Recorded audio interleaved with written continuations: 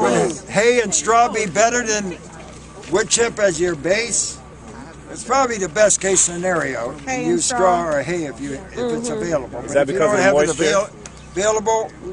Why do we want to have it on the first layer? For the aeration. We're doing a static pile. We need aeration Yes, as part of the process. We're not going to be turning this pile.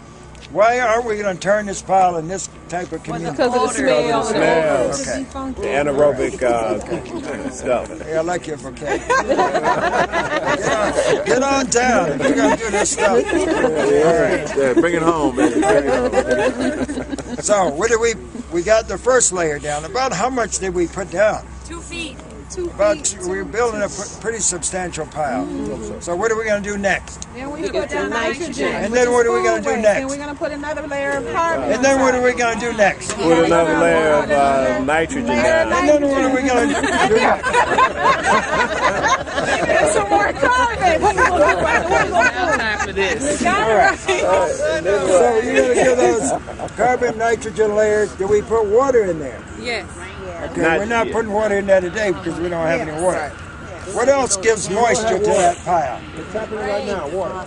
Okay, what else gives water to that pile? The nitrogen, the food product. The food waste has what? Moisture. So that's going to bring moisture into the pile. Okay, we're going to get back to that when we get more food waste and finish up. How big of a pile do you think it would take to get our temperatures up to 150, 160 degrees? 4 foot 5. 5 feet. About 5'10". So 6 feet, more or less. 5, 6. So we want that pile to be about twice that size. Okay. Because the temperature, we really need the temperatures in there to break down the pathogens and that sort of thing, and to heat it up so it'll break down. So what we don't cover it? We're not going to cover that. Not this one? No, we don't cover that. But the one that you make in the container, Yeah. like, you would Yeah. cover it? Because Yeah. I was If you're going to do it in the about the community, rats and the scum. yeah, if you're going to do that in the backyard or some other space, you want to build that 4x4 configuration. It takes about 40 wheelbarrows of material to fill that up. Okay. Okay. Now, can everybody do this? Because we're not going to move forward if you can't do it. Yeah. Can you do that? I know you're not convincing me. Can you do it? Yes, we can do it. Can you do it? Yes. Can you do it? Yes. Can you do it? Can you do it? A growing power. This is our compost. This took 3 months for us to turn this into what it is today. Did you Now, turn we that? also use this. We turn this. We also use this for feeding our worms, because what happens in that pile is that nitrogen soaks into the wood chip, and the reason that we have a lot of wood chip is why?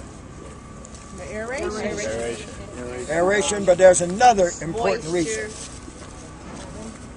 Why do we have a lot of wood chip? Why do we want a lot of wood chip in our compost? It holds moisture. It breaks down. Nope. Any soil scientists here? Why do we want wood chip? What grows on wood chip? Fungus. Fungi. You want your soil to be very fungal rich, because fungi delivers the nutrient to the root zone of the plants. You have to have a delivery system for the nutrients that are in this pile. A good indicator that this is really good compost is you have some worms in there already. There's some red worms in here. But this is what you want to be able to, you can also see we have put a lot of cardboard, and this is a piece of cardboard that didn't quite break down. We put the whole cardboard boxes in there. And that's about the remainder of some of the cardboard that was in there, and that's okay. We use this to fill pots. If we would put this through a 1/4 inch, let it dry out, put it through a 1/4 inch sifter, that's not so good to fill up a pot. You really want to fill up your pots with all of this all of this lumpy stuff like that, because that holds your nutrient. It doesn't leach out of the pot. As you water those pots, you're going to leach out nutrient. This helps hold the nutrient.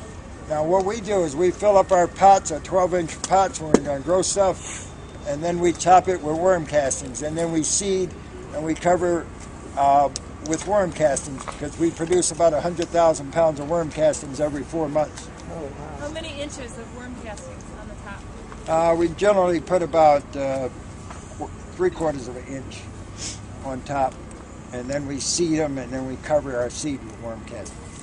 So it's a little overkill, but we have a lot of worm castings. You don't necessarily have to put that much, but we do. So that's what we're going to do next, actually. But this is the consistency and the finished product that you'll get.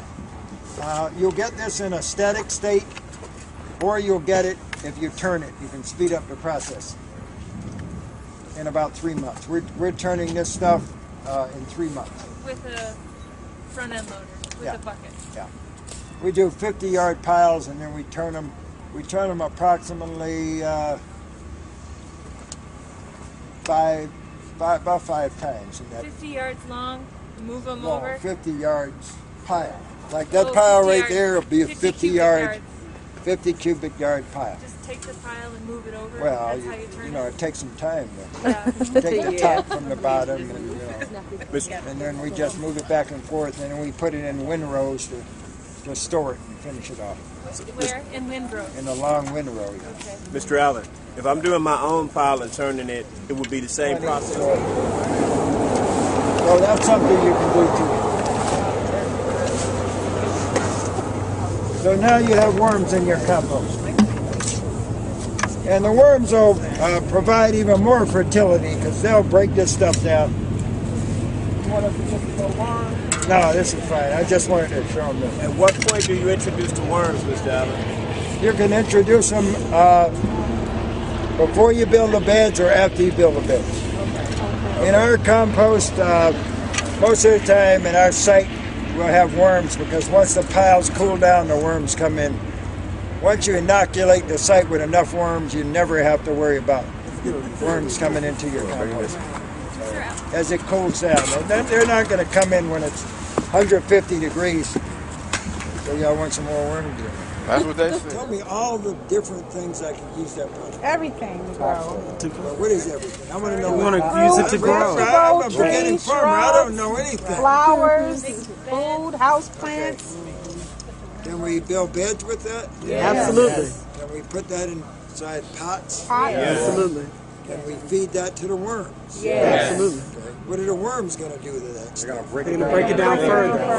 And add their cats. Okay. So that's what we're going to do next. What we're going to do next is go into that first greenhouse, the hoop greenhouse, and we're going to bring in enough material to fill up 6 or 5 or whatever they bought worm beds. Okay. So we need